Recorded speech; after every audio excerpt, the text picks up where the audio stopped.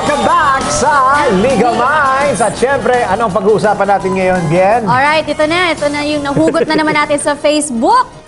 Ito, Lilikot ng isip nyo. Oo nga eh. Kailangan nila kasing malaman daw ito para maging clear sa lahat ng Pilipino, lalo na't kakatapos ng Saka eleksyon. masarap talaga sa isang kwentuhan. Kahit saan ka mapunta, reunion, barkada man yan, pamilya.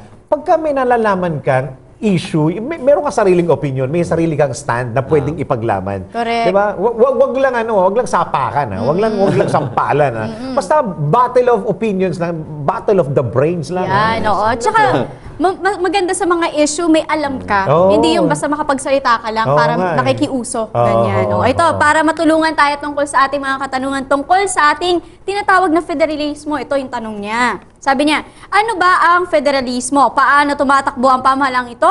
May karapatan ba si President-elect Duterte na baguhin ang konstitusyon? Okay, yun muna. Doon muna tayo Ang manggaling bigat sa na. katanungan na yun. Una. Ano ang Ano muna federalismo? federalismo? Or federalism. So, federalismo. So, ano yan? So, that is an opposite sa government natin ngayon. Kasi yung government natin ngayon is unilateral system of government. Ano bang ibig sabihin ng federalism? Ang federalism, ang powers ng government, nakashare yon. Share sa national government at saka sa local government. It means yung local government under federal system of government is very powerful. Unlike ngayon, if you are the mayor, you are the governor, kailangan ka talaga may connection sa ating presidente. Kailangan kang humingi ng budget para at least may mga projects sa bahay, sa probinsya ninyo. Ganon. But under federalism, yung income ng yung region, yun na yun ang kumikita. It means, in every region, may Department of Education, may BIR, may custom, may tinatawag pang DILG. So lahat ng mga departments, meron na yan every region. Pero meron naman yun, attorney, di ba? This is national scope.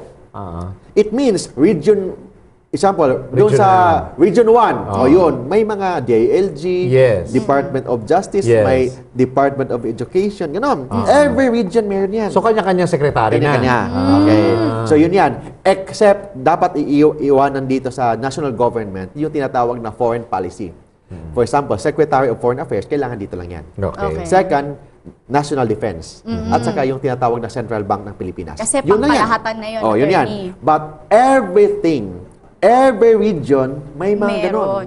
It means yung governor ng region is like the president of the Philippines. Parang ganon lang. So, may power na rin siyang So very powerful yun. So it means yung power ng government nakashare sa national government at saka sa local government. Unlike ngayon, yung power ng government nasa Malacanang lang. Yung power ng local government is only delegated. When say delegated, under pa rin sila ng supervision ng ating presidente. Okay? So it means, for example, Buhis, you are from Metro for example, you're in Cebu. Income ng Cebu, 80% lahat ng income ang nagko-collect doon yung BIR. Di ba? BIR. Ipapadala yan dito sa Manila. Okay. Tapos, yung 80% ng income nila, dito na yan sa Manila. Yung 20% ibalik sa Cebu through internal revenue allotment. So yun yan. So yung income ng Cebu, pupunta sa Manila, tapos yung ibabalik doon is only 20%. Okay. But under federalism, baliktad na. Yung 80-20. 80% doon sa Cebu, yung 20% na lang maiwan sa national government. For yung mga opisina binanggit. Yan yan. Yung mga It functionalities means, niya. yung every region, sila ang mag-decide kung kailangan ba talaga nilang i-develop ang region nila o hindi. Okay. Kasi ang income sa kanila na yan. Oo. So yun ang pagkakaiba. Oo. So parang kanya-kanya, kunyari, for example, kanya-kanyang DPWH na yan. Kanya-kanya Kasi yun. sa ngayon, ang nakasentro ngayon sa DPWH National. So pag magpapagawa ako ng tulay, kailangan ko pa ng DPWH National. Yan ngayon. Ngayon. But kung may federalism, may DPWH every region. Ibig sabihin, attorney, we are saying na yung proseso mas madali. Actually- Mas mabilis. Actually, yung pinag-usapan proseso hindi pa natin pinag-usapan. is the system. So it really depends yung mga tao na nandun. Kasi ang isang region, yung magde-develop ang isang region, depende yan sa region nila. Depende yan sa mga leaders nila doon. So yun ang pagkakaiba ng unitary sa federal system. Pero attorney, pagdating sa yung sinasabi mong Cebu, walang problema yun sa income. Oh, yes. Ang Metro Mega Manila, walang problema sa yes. income. Exactly. Pero may mga probinsya na hindi nila kaya. Hindi pa din. Kumbaga, Hindi nila kayo mag-isa. oo nga, kumbaga, kung yung kanina, it's 80% of the income sa Cebu ay dinalagay sa Manila, ideally. Oh, yes, yes, yes. Ideally, ha? Ideally. Okay. kunwari, Kunwari, 80 talaga. Perfect talaga. Perfect yung government Kunwari, natin. Oo, walang kunwari corruption. lang. Kunwari lang. Talagang kunwari lang naman talaga. 80% will go to the national budget. Paano yung, kasi ang ginagawa ng national government, kung sino yung mahirap na syudad, probinsya, binibigyan binibigay niya doon. ngayon. Correct. So, parang equal yung, kung ano man yung kailangan na tulong, siya yung binibigay. Paano po yung mga probinsya na hindi naman talaga kasing yaman ng Mapapalakas Cebu, ba? Davao, Metro Mega? Paano po Yun ang negative side ng federalism. Oo. Kasi ang problema sa federalism, kung yung mahirap na province, wala talagang budget. So, they have to maximize their resources para kumikita sila, para ma-develop yung region probinsya nila. nila, correct. But may proposal na tinatawag na equalization fund. Ang ibig sabihin ng equalization fund, yung mga mga regions dapat magbibigay sa mga hindi naman rich na mga regions. Okay. Oh, yun yan. Parang Parang sharing. Para to neutralize. To Parang neutralize. adoption, no? Oo, parang Parang, ganon. oo. Parang adoption. Yung may mga tinatawag na Sisterhood. Oh, sisterhood, sister brotherhood. city. Yan. Ganun, Oo. brother city. So, Ganyan. sister region. Oo. Yung region 1 saka region 13, sister region. Parang ganon. Ayan. Parang tulungan na sila doon. Parang In ganun. their way, sila nang bahala kung paano nila palalakasin yung kanilang gobyerno doon. So, it means, ang isang city or isang province or isang region, yung development ng isang region, nagde-depend yan sa kanilang governor, sa kanilang mayor. So, it means very powerful ang local government under the federal system of government. Oo. Pero paano yun, attorney? Kasi kung walang pinag-uusapan tungkol sa income ng mga malalaking syudad na to, Metro and Mega, Yes. Cebu, Davao, baka lahat ng tao pumunta na rito. Hindi. Kasi ang purpose ng federalism, hindi na mag-focus sa Manila. So it means, kasi ngayon, sobrang traffic, lahat ng mga government officials nandito sa Manila. Pag federal system, every region autonomous din eh. Yes. Yun every region may autonomy na. So it means, anong purpose pupunta sila dito? Anong purpose? Hindi naman sila kailangan mag-follow up sa presidente. Correct. Kasi may governor na sila doon. Oo. Malaki na yung income nila. So actually, it really depends sa kanilang governor, sa kanilang mayor. So yun yan. Yun ang pagkakaiba ng federal system at saka unitary. Okay. Another pagkakaiba, yung tinatawag na paano maging equal ang mayaman na province at saka yung poor province. Yes. Kailangan magtulungan. Kasi baka may maiwan, di ba? Kailangan magtulungan. Sino tutulong That's sa why nga may competition. Yung region 1, region 2, region 3, kailangan may competition and every region may tinatawag na specialization. Okay. Kasi may region dyan na focusing on Agriculture. May isang region dyan nag-focus naman sa Fisheries sa tourism. Tourism. Ganyan. So, mag-establish yan ng specialization. So, yun ang pagkakaiba ng federal system at saka yung tinatawag na unitary system of government. Yung pagdating doon sa mga sisterhood, brotherhood ng mga cities, how sure are we na i-adapt nila itong mga mahihirap na syudad kung ang iniisip nila yung baka mamaya Cebu, of course, ang pinag-uusapan dito, income namin. Pero I can only give A so much. percentage. Di ba? Oo, Parang may percentage lang that I can give to Pero kasi you. iniisip ko rin yung kinabukasan Oo, ng aking syempre. syudad. Oh, yes. So, paano po natin nasusure na tutulungan ng isang syudad ang isang syudad na mahirap? May batas. So mandatory yung mga regions na umaabot na ang income na ilang bilyon, umaabot na ng income ng gano'n. Pag nag-reach na ng mandatory na kailangan mag-share, Magtulong magbibigay sila sa sila ng equalization fund. Okay. Ang mandatory nasa batas po Mandatory. yun. O, yun ang proposal sa federal system. Ilang percentage Yeah, yun? ilang Depende yan sa percentage. Congress. So, depende sa kanila. For example, yung income ng isang region, umabot ng 10 billion, 20 Okay. billion. So, kailangan yung excess nun, kailangan ibibigay yun sa equalization fund. Paano ko sabihin niya, 10 billion nga yan, pero may proyekto akong ganito, wala pa kaming tulay, wala pa Oo, kaming marami ganito. pa kaming kailangan ayusin. So, yun paano ang kaya yan, attorney? depende yan sa Congress. So, sila ang magde-decide. Sila ang magde-decide doon. Basta ang purpose ng federal system, parang mas powerful na yung local government. They can decide their own. They have to decide of their own. So, sila ang mag-decide kung gusto nilang yayaman ba sila or status quo sila. So, so yun yan. Unlike sa ngayon, lahat ng power, lahat ng desisyon ng isang state, ng isang government natin, yung Pilipinas, nakafocus sa Malacanang. So, very powerful yung presidente natin. Kasi nakafocus sa kanya, siya yung mag-decide kung anong direction tayo papunta. Unlike pag federal system, yung governor in every region, sila ang magde-decide kung saan sila papunta. It means there's a possibility na baka magkawatak-watak yung bayan natin. So it really depends. Depende talaga yan sa usapan. Kasi ang federal system, hindi naman general rule na effective ang federal system. May advantages, may disadvantages. Same also with the unitary, may advantages, may disadvantages.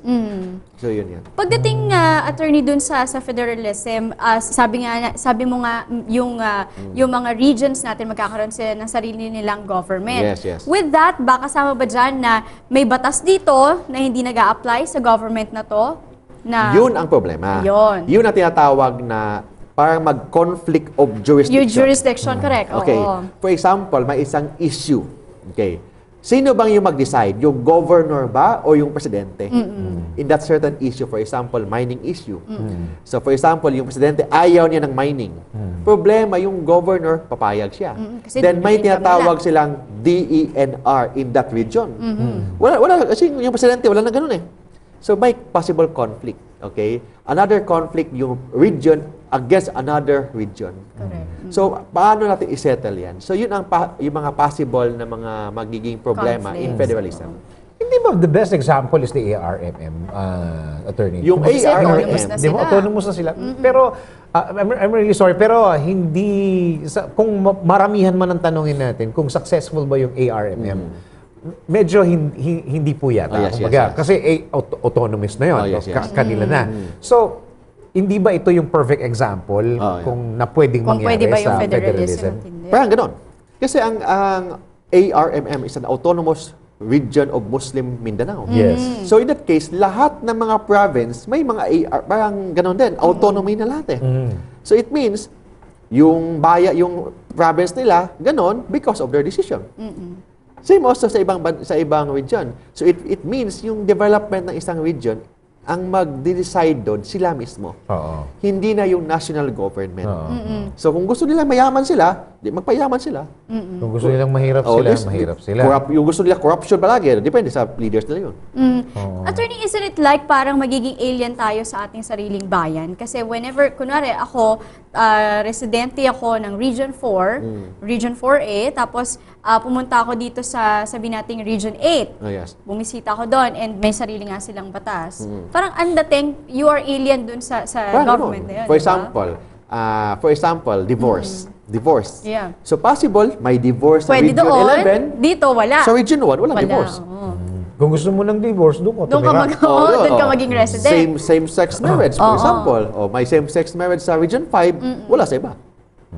Same also in US. Parang ganon. Divided. Parang Parang ganon. Divided. Yung, in terms naman of energy, attorney, kung magkakaroon ng sarili-sariling Department of Energy at kanya-kanyang planta yan, paano yung conversion? Paano merong mga May lugar na magre-regulate walang ba? kasi kung Di ba? ako ang concentration ngayon ng Meralco ay nasa Metro and Mega, I don't think na I can share my resources sa ibang, I can share it with, 2 cities, 3 cities. Yes. Not the whole country. Kasi iniisip ko rin, federalism dapat na para sa amin kanya-kanya to. na kanya-kanya na. So ano yan? So sa federalism, for example, energy sector, so kailangan may source sila. Kung wala silang source, you have to pay for other region. Hindi ba itong mga pinag-uusapan natin, attorney, will this be considered before talking about federalism? Kailangan may discussion. Kasi in federalism, hindi siya mabilis na kailangan next year federalism na. Exactly. Hindi ganon. Kailangan may debate. So that's why di ba yung second question, can the president amend? Really? Pwede ba yung presidente Baguhin. na baguhin niya yung saligang batas? Hindi po pwede ang presidente. tatlong klaseng paraan how to amend the Constitution. Dalawang klase pala yan. May tinatawag na amendment or revision. Pag revision lang, tatlong klase yon.